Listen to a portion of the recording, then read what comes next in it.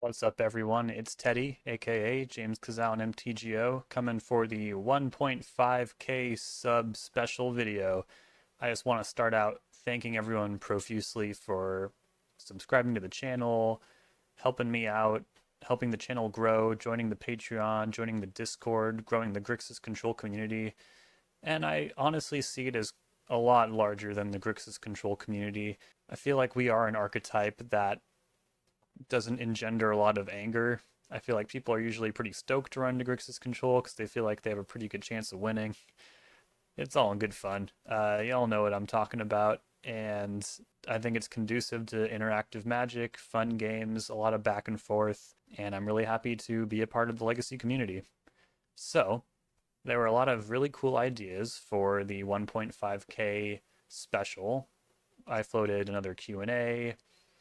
There was Green White Enchantress brought up as an idea, which is pretty funny. There was like an ASMR Doomsday League, only no creature juke, just Jace and Oracle wins. But what won out was making a tier list for the 4 drops of Grixis Control. I haven't done a tier list video. I understand they're pretty popular on YouTube. Uh, Presidents, current and former, were not available to add commentary to these tier lists. I know those are very popular videos as well, but just me this time. I'll be evaluating the 4 drops of Grixis Control, past, present, and not future. This is also just my opinion. If you disagree or if I missed a pretty key 4 drop, let me know. And maybe I can do an addendum or just rate it in the comment section or something. All right, let's get going here. Starting off with Jace the Mind Sculptor. Now, Jace was pretty much the first 4 drop of Grixis Control. It's a little outdated these days. Pyroblast was always a problem for this card, and it just never cared. Because there are a lot of cards that Pyroblast is good against, but if you're able to resolve it, yeah, you're resolving a Brainstorm, but it's a Brainstorm that sticks around. It's a Brainstorm. I mean, it was always way better than just a Brainstorm. It also has an Unsummon, so it can control the board. It has +2, so if you're in a jam that, like, there's not even an out to my opponent's deck in my deck that I can draw to with this Brainstorm, Jace the Mind Sculptor has you covered with that +2. You can manipulate the top of your opponent's deck to make sure you survive. And you know what I always say on this channel, if you untap with Jace, you win the game. That's just true. It's not true, but it's true a lot of the time for me. I don't see how I could put Jace any lower than A tier, even when you consider Pyroblast, even when you consider Orcish Bowmasters, the meta at large, how fast Legacy has become, how fast Legacy has always been. Jace is such a reliable choice. I would register it today as soon as I would years ago and probably feel just fine about it. I feel totally fine about registering Jace. It's just a really powerful card. All right, next, let's jump around a little bit. Let's take a look at Scavenger Regent. This is the newest card on this tier list. It's from Tarkir Dragonstorm. I just recently played it in the Tarkir Dragonstorm release video. And, you know, it's a pretty good card. 4 mana, 4/4 flying, really good stats, solid. 4/4 flyer is pretty solid for Legacy. And it has ward, discard a card. Sometimes people can't even pay that ward cost. It's a lot different than paying life for ward. It also has a modal component. It has an Omen ability, which is not quite as busted as Adventure. Adventure, the card goes to exile and you can cast the creature half. Omen, the card will get shuffled into your library. So it's honestly kind of worse than discarding it too. You're just like, I don't know when this card will show up again, but it can also shuffle your deck if you're Brainstorm locked or something weird like that. It being modal on its own and also being pretty untested makes me want to give this a solid B tier. That might be kind of high for Scavenger Regent, but modality is, I think, as time goes on and as Wizards designs more double-faced cards, adventure cards, you know, anything with options, I think we've found those cards to be some of the most powerful of all time. Caves of Chaos Adventurer. This card, there's no doubt it is incredibly powerful. It also generates huge amounts of card advantage if you can attack with it. It gets you the initiative when it resolves. It has a huge amount of power. 5 is kind of legendary. It's a quarter of your starting life total. Its toughness is a little more debatable. 3 falls to Lightning Bolt. Introduces a pretty risky mechanic to the game. Is recurable with Kolaghan's command. But I can't see myself putting this higher than D tier for in the context of this being a Grixis control tier list. If this was like a Red Stompy tier list, maybe it still would be kind of lower tier, because introducing the initiative is very risky unless you're doing something pretty insane on the top end. Like if you're casting a card like From the Catacombs, I think you're looking forward to wrapping the game up, and that card gives you a lot more options too. You could reanimate something that's a lot better at controlling the board, like Orcish Bowmasters or Recruiter of the Guard or something. Caves of Chaos Adventurer has Trample, so I mean you can get the initiative back, but who's to say the card's even around when you untap?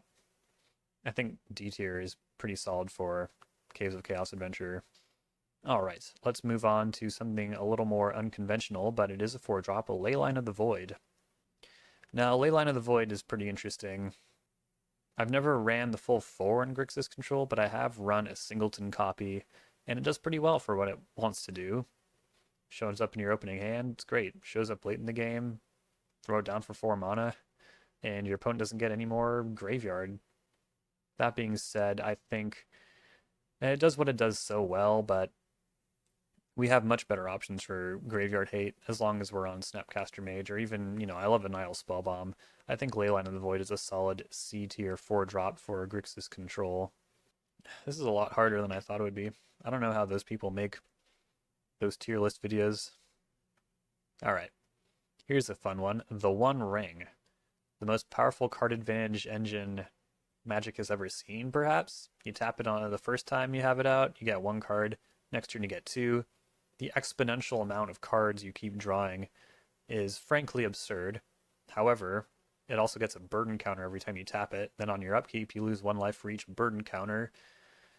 And we're a deck that is kind of barely stabilizing a lot of the time, and we don't want to really go out of our way for life gain effects. Like Cling to Dust, we want to draw cards off it, not gain life. I think the One Ring is another good C tier option. It's not as inherently risky as Caves of Chaos Adventure, because there are ways you can set it up. You don't have to tap it. No one's forcing you to tap the One Ring. And it can do some pretty insane stuff in control builds, but, the combination of our lack of reliable fast clock, it takes some pretty specific circumstances for us to be like, okay, I'm going to end this game in 2 or 3 turns, combined with it being a 4-drop that doesn't pitch to Force of Will. There are just things that are kind of risky about the One Ring. I think C tier is perfect for the One Ring. Might as well talk about Shieldred in the same breath. I think Shieldred is another D tier option just because it's so soft to Swords to Plowshares. I mean, yeah, you can do some pretty cool stuff with it, especially alongside the One Ring. People were trying that for a little bit. But a 4-drop that doesn't pitch to that doesn't pitch to Force of Will, to Sitting Duck for Swords. I mean, Doomsday can leverage this card super well because it plays Dark Ritual, but if you're casting this on rate, Shieldred is a very fair card. I don't really see it in Grixis control. That's just me. I'm sure there are pilots out there with a more board-minded focus that can make Shieldred work in Grixis control. I never found it to be a very effective card in the deck, so I think alongside Caves of Chaos Adventure, we might see a lot of creatures down in the lower tiers. Moving on, I'd like to look at Ral Crackling Wit. This is another pretty new addition to the Grixis 4-drop stable. It is blue, so it pitches to Force of Will. It's also red, so that means it has the cursed weakness to both red and blue blasts. However, it has a really powerful passive. Whenever you cast a non-creature spell, I think, or it's an instant or sorcery, doesn't matter too much for Grixis control because we don't really play enchantments or artifacts, but it gets a loyalty counter, so you can get up to that ultimate pretty quickly. Not to mention, Ral increases loyalty to build out the board. Usually, Planeswalkers have to decrease in loyalty to expand your board. It's a really powerful card. I'm feeling a solid B tier for this, and I think it's a great option if this fits your play style. If you want to play a card like Ral, the minus -2, -3. I think it's a -3. You draw 3 and discard 2, so you're up 1 card and you fill up your graveyard. It's a really powerful planeswalker. It's very malleable as well. Having the option between card advantage and expanding your board. And I can't stress enough how good it is that it goes up in loyalty to generate board advantage. That's some like Oko shit. I think Ral's a great choice. I'd play with it more in the future if I had the opportunity to, but you know, Legacy's crazy. All right. Everyone's favorite, Grief. Grief is a very controversial card, and it's one that people don't really like. Humans don't really like Grief. And truth be told, it's not a card I got a lot of time to play with, and it's not one that you traditionally would think of in a control shell. It was pretty busted in combo and tempo shells that want to cheat on mana for spell-like effects and advantage. But the few times I did actually run it in an Earnest Grixis control shell, it was pretty darn good. I'm going to put it in the B tier, ahead of Ral even. It has great synergy with Kolaghan's command, and also as the old school Rescaminator decks showed us, it was a pretty busted 4-drop as well, because it would come in, Thoughtseize, you wouldn't even lose life, and then it'd be a 3-2 with Menace that just would beat down in the late game and just end things, essentially. Just an incredibly powerful card. I'm not surprised it's banned in pretty much every format except Vintage. A solid B tier for Grief, for Grixis control. Alright, let's take a look at Court of Ambition. On paper, this card looks incredible. You're like, wow, I get the Monarchy, my opponent has to discard cards. It never quite really works out the way you want it to. It's so rare the times that your opponent is like actually getting domed for 6, or like, you know, people have cards in Legacy. I feel like, in fact, we're one of the only decks that doesn't really have a surplus of cards in Legacy. People will have, you know, some land that they're not really going to play, or a combo piece that is redundant, at least in my experience. Maybe I'll try Court of Ambition again, but I've never found this card to be effective really at all. I don't know if I can put it in the F tier in good conscience, though, because just getting the Monarchy on its own, if you're in the right position for it, could be pretty strong. We're also pretty good at taking stuff like the Initiative and the Monarchy because we have Orcish Bowmasters and the like. I think I will put this in the D tier. While I'm talking about this kind of effect, I'm going to talk about Court of Lockthane. And Court of Lockthane is an A tier Grixis control 4-drop for me. It kind of rectifies everything that was wrong with Court of Ambition by actually generating card advantage. Not only that, it cheats on mana, which is something that Grixis control almost never does. I wouldn't say it's better than Jace the Mind Sculptor, but comes down, you get the Monarchy, and then even if you're not the Monarch, you're still exiling your opponent's cards and turning them against them. If you are the Monarch, though, you get to play it for free, which is totally busted. Sometimes it's good, sometimes it's kind of middling, like just a land or something, but that's the thing, it's play, not cast. So you could get your land drops this way as well. I'm a pretty big fan of Court of Lockthane, and I would play it some more in the future, but it's just not a very good meta right now for trying to get the Monarchy. Like, when was the last time you saw 4th Aerolingus? It's a very fast meta, and drawing 1 card on your end step isn't as crazy as it used to be. I mean, against us, it's incredible, but, you know, most things are great against Grixis control. But yeah, I'd be interested in trying this card again. I think it's really cool. Alright, let's get on to Saurin the Mirththless. This card was a bit of a revelation when it was printed. It kind of supplanted Jace the Mind Sculptor in a lot of ways as being a 4-drop planeswalker that generates card advantage. It's not weak to Red Blast or Blue Blast. It doesn't even draw cards, so it gets around Orcish Bowmasters, and it gets around Narset. The -2, yeah, -2 is incredible. It makes a Vampire Nighthawk pretty much, minus the Death Touch. It's a flying lifelink 2/3, and those stats are incredible. And then when you get up to 7 loyalty, it drains for 13, which, when you're running Lightning Bolts, is pretty much just game ending. I like Saurin in the S tier. This is just everything Grixis control wants. It's, yeah, dodges red and blue blast, generates card advantage, a lot of loyalty too. It comes down with 4, and you're usually plussing it right up to 5, so it's really difficult to attack off the field. It's not quite Oko levels. It doesn't get to 6 on the turn it resolves, but it's a good one. It's a good one. Okay, How about Jace, Architect of Thought? Believe it or not, there was a time when this was considered, but I have to say that this Planeswalker is unfortunately not Legacy power level. Its plus is like a bad Tameo. Or wait, no, I think it is exactly the same as Tameo Seasoned Scholar. Creatures attacking you get -1/-0, except Jace only gets 1 loyalty for doing that. Tameo gets 2, so you can see the power creep already. Then the minus is a pretty underwhelming version of God, why can't I? Oh, Factor Fiction. Yeah, it's a pretty underwhelming Factor Fiction. I think you look at 3 cards, opponent makes 2 piles, so maybe you'll get 2 cards sometimes. Most of the time, you'll just get 1 if you really want the card. 3 cards is, I mean, it's a lot, as Ancestral Recall has shown us, but yeah, it's. I think if you tried to leverage Jace Architect of Thought in your Grixis control deck these days, you would be pretty unhappy. And it's too bad too, because like the art's incredible. It's a really cool design. The ultimate, I don't even think will win you the game. What is the ultimate? Oh yeah, okay. So no, the ultimate's not that bad, honestly. Oh wait, no, excuse me. One-on-one, it's pretty underwhelming because you'll just get 1 card from your opponent. Or wait, no, excuse me, for each player. So you get a card out of your own too. So yeah, if you -8 Jace, you get 1 card out of your deck, any card you want of your opponent's deck, and then you can cast them without paying their mana costs. Hey, maybe when you put you and your opponent's decks together, it creates a combo, but yeah, it's just way too much work. Kaiito, Bane of Nightmares. This is clearly an S tier, and I think the best 4-drop that Grixis Control has likely ever seen.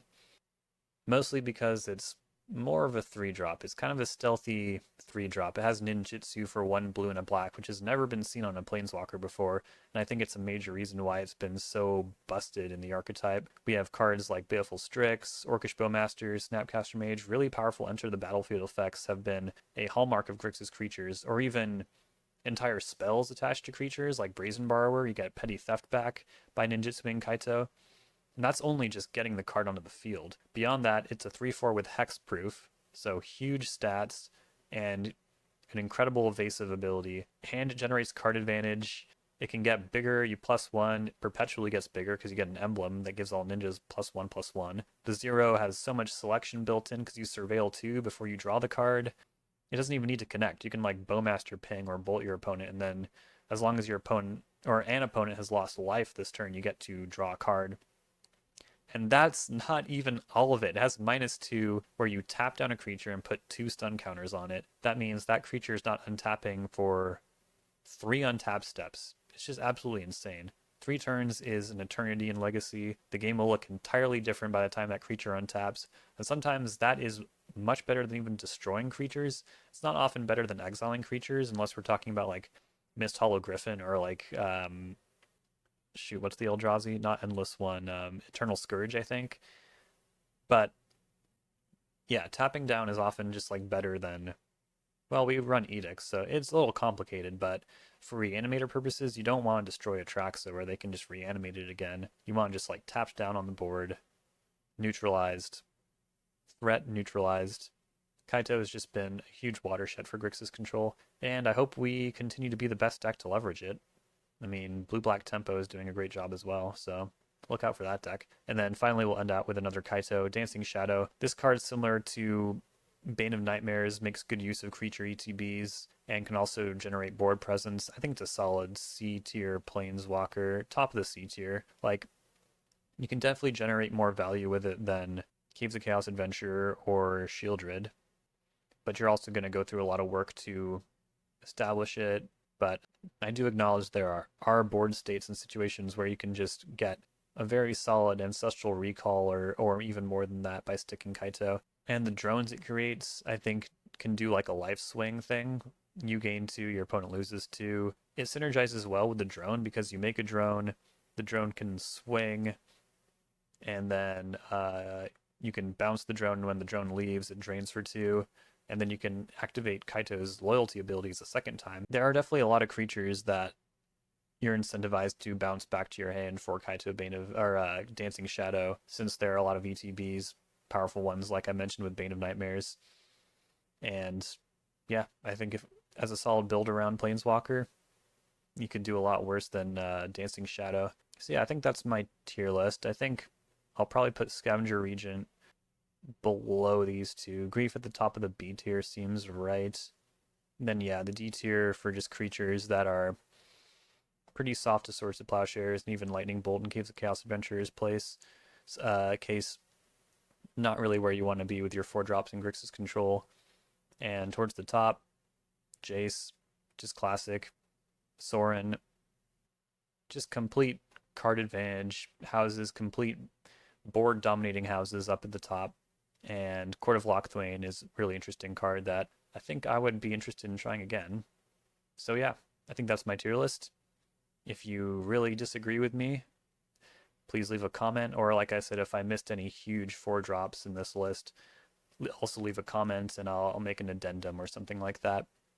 And yeah, thank you so much for sticking with me for 1.5 subs. I hope there's even more in the future. Look forward to the 2,000 sub special, and I'll catch y'all next time.